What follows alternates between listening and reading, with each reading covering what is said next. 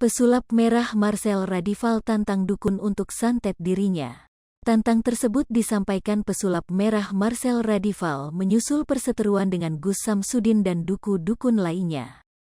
Selain diancam disantet, pesulap merah Marcel Radival dilaporkan ke polisi atas dugaan menghina profesi dukun. Karena saya pengen tahu sebenarnya apa sih yang dimaksud santet itu, apakah sama dengan sihir? Dan ternyata tidak sama, kata pesulap merah dikutip dari YouTube Sambal Lalap Selasa, tanggal 16 Agustus tahun 2022. Makanya ketika saya bilang santet yang metode gaib itu tidak ada, bukan berarti sihir itu tidak ada. Tapi saya membedakan antara santet dan sihir. Saya mempelajari santet itu dari berbagai wilayah, paparnya.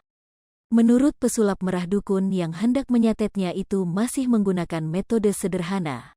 Kalau ada yang mengancam santet, sorry itu saya pakai foto saya, itu metode santet tingkat anak-anak, ucap pesulap merah. Masa punya sertifikasi tapi pakainya metode santet anak-anak, sambungnya. Meski demikian, pesulap merah mengaku sering diancam akan disantet oleh sejumlah orang. Sudah lama banget yang kayak gitu tuh, bahkan di live streaming saya tuh sering banget nantangin bagi fotonya, terangnya.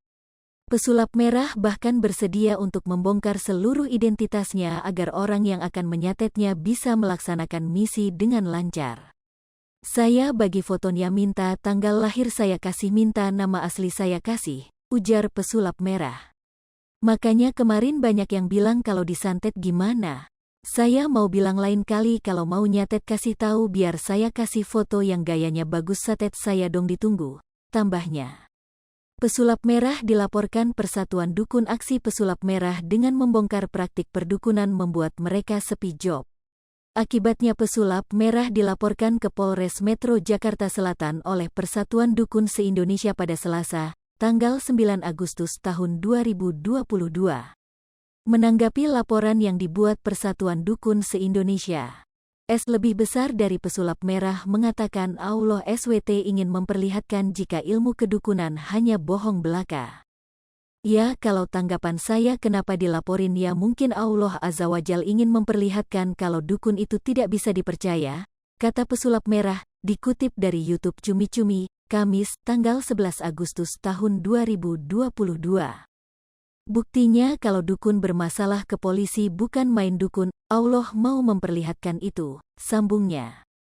Pesulap merah juga mengatakan hal ini membuktikan bahwa dukun tidak ada yang bisa memakai penglaris. Mereka melaporkan itu karena ngakunya jobnya sepi. Nah ini kan membuktikan bahwa dukun gak ada tuh bisa penglaris pesugihan, terang pesulap merah. Kalau dukun bisa penglaris, kenapa mereka koar-koar ketika jobnya sepi? Pakai aja penglaris harusnya, tambahnya. Oleh karena itulah, menurut pesulap merah, dukun itu sama seperti manusia biasa.